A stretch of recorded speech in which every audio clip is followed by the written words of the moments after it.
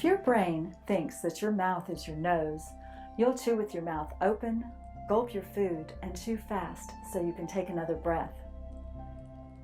Nasal breathing allows you to take the time you need to chew with manners, to form the ball you need to for a proper swallow, and to mix saliva with your food. This is a very important digestive first step. Does anyone remember the news story about the guy who inhaled a plastic Wendy's fork? Gosh, talk about inhaling your food. Proper swallowing practically eradicates gas, burping, hiccups, and reduces stomach aches. Notice the difference in nostril sizes once this child learned to nasal breathe.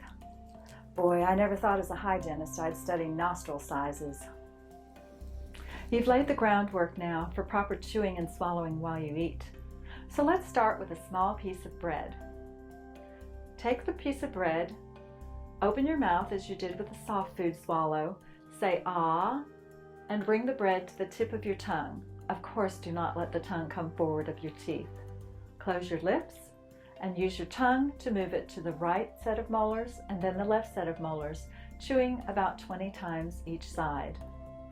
If that is sufficient to have made it soupy, then you do the suction, bringing all the food back to the middle and center of your tongue. You're going to form a little ball with it. Go ahead and open and check yourself in the mirror to be sure that the food has formed the proper ball, and then swallow. Go ahead and have another look when you've swallowed and make sure there's no food left on the tongue or to either side of the teeth. If there is, you're allowed one cleanup swallow.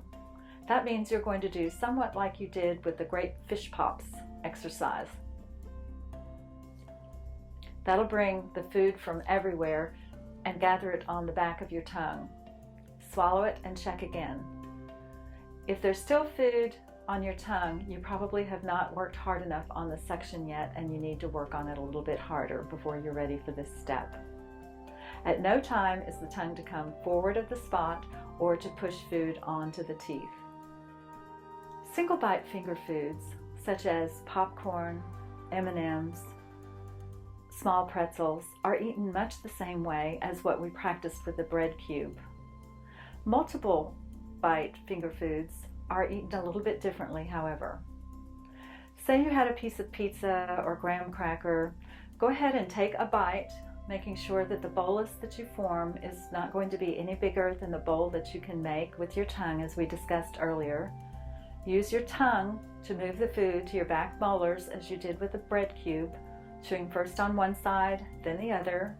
Make a ball with the food that you have, suction back and swallow, check yourself, and then take another bite. Make sure that you don't take one bite, chew it up somewhat, take another bite, keep forming the bolus, and then swallow. Multiple bite foods are just that, one bite at a time. Keep your food either in between your molars while chewing or within the confines of the arch formed by your teeth. It is never acceptable to pouch your food as a squirrel does. Have you ever seen that? People who have had an incorrect swallow all their lives are often the ones who have an aversion to multiple textured foods. That's no longer necessary. You can now enjoy all the foods there are available. We can start off with some like grapes, oranges, pineapple that have a juicy component as well as a hard component to it. Take a bite of pineapple or whatever fruit you've chosen, place it in a bowl on your tongue just as you did with the bread cube. Chew a couple of times to release some of the liquid. Suction the liquid back, swallow it, continue chewing. If much more liquid is formed, swallow it as you did before, and then go ahead and form a bolus with the rest of it on the back of your tongue and swallow it. That's all there is to it. If you have something multiple textured like vegetable soup, nestle your spoon in the bowl of your tongue, remove the spoon as you did with your soft swallow, suction the liquid back as many times as you need to, begin chewing the hard foods, form the bolus on your tongue, and then swallow. These next couple of weeks won't take any extra time out of your schedule.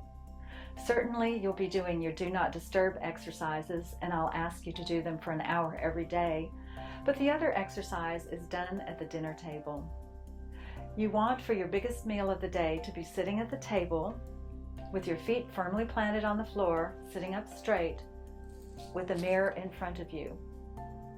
You'll eat each food as we've already practiced, but right before you swallow, you'll take the rubber band, put it on the tip of your tongue on the spot, and swallow.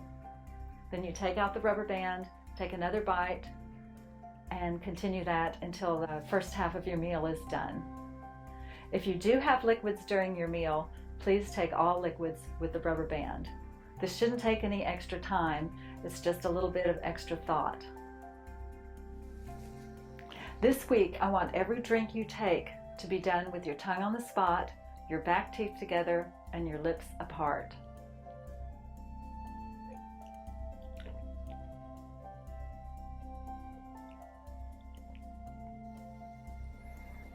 The key to success is developing awareness.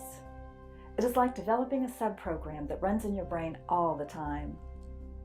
It is no different than the repetitive practice a person uses to learn to keyboard quickly, play an instrument, or make an excellent football pass or golf swing.